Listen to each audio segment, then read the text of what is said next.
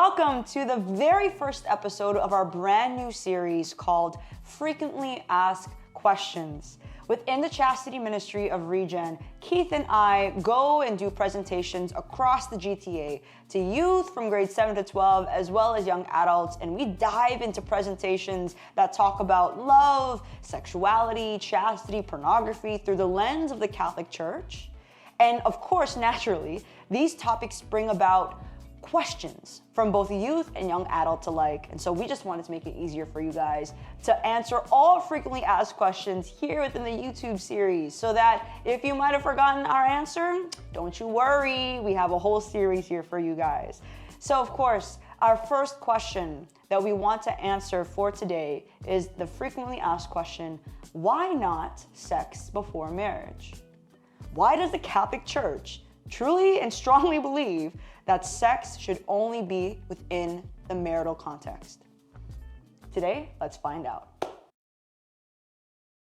The reason as to why the Catholic Church strongly believes that sex should be reserved within marriage is because the Church believes that one can only truly express true love through sex within marriage. Every sexual act outside of marriage cannot express true love.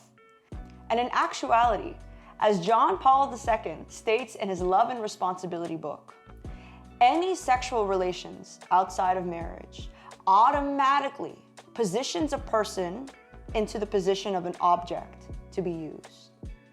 Automatically positions a person into an object to be used. And of course, like we shared with you guys before, the only proper and adequate way to relate to another person is love. To use someone and to look at someone as a means to an end is the opposite of love. This is precisely because true love does not rejoice in wrongdoing, but rejoices in the truth. True love rejoices in the truth. And the question that we need to ask ourselves when thinking about sex and marriage is, am I being honest with the person that I'm having sex with? This is where we need to redeem our understanding of sex as a culture, that when we choose to have sex with someone, we are communicating something to the other person through our bodies, okay? And what are we communicating to the other person through our bodies?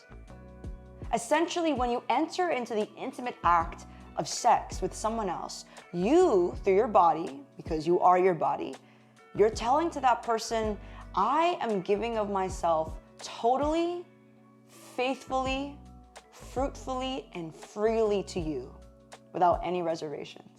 Now, you may not believe it, you may not even intend it, but that's what's happening physically, psychologically, hormonally. When you enter into the intimate union of sex, you are expressing through your body a language of fidelity and totality. Now, knowing what we're saying to the other person when engaging in sex, we have to ask ourselves honestly, am I honestly loving them or using them? And a very good way to measure whether or not you're loving or using someone is to ask yourself this question. Am I being honest with the person with my body? Is what my body is communicating to them in union with my intentions? Is what I'm communicating through sex in union with our circumstances and our context? If we honestly reflect on these questions, we come to recognize that it is impossible in every non-marital situation to say to the other person that I am giving of myself totally, faithfully, freely, and fruitfully to you. This is especially the case when it comes to hookup situations or one-night stand situations, because let's be honest, y'all aren't committed to one another at all. You know what I mean? Y'all don't actually want the other person to know the deepest desires of your heart. You don't want the other person to know the deepest and weirdest thoughts in your brain. Y'all don't even probably want to have the same kids, because why would you want to have kids with a stranger? So you're not open to the natural fruits of sex either. You both just want pleasure from one another.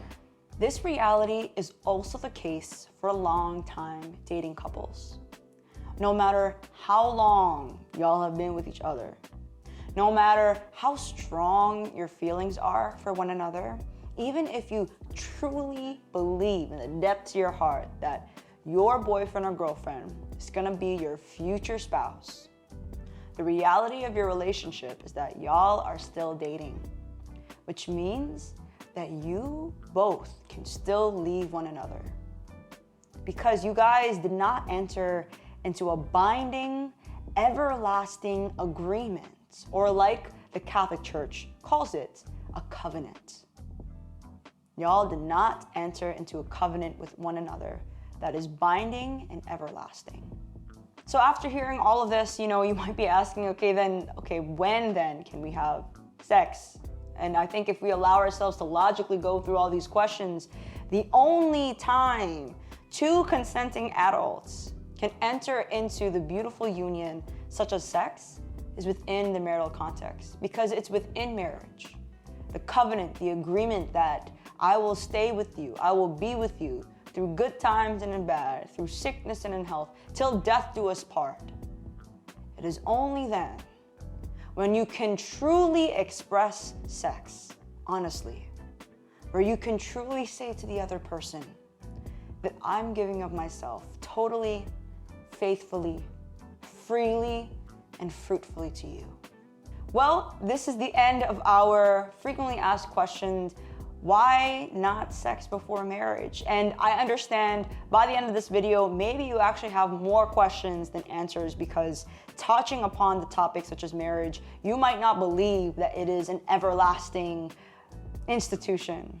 You may just see it as, it's something that you could break easily. So feel free to ask away, give your own thoughts in the comments below, and we would love for you guys to please subscribe to our channel, like this video if you like the way that we described and answered this question, and please share this video to anybody you think needs to have a greater understanding on the church's stance and the church's beautiful joy as to why they believe that sex should be reserved into marriage. Until then, my name is Kimberly Torrio, one of the Catholic Chastity Missionaries under the Office of Catholic Youth.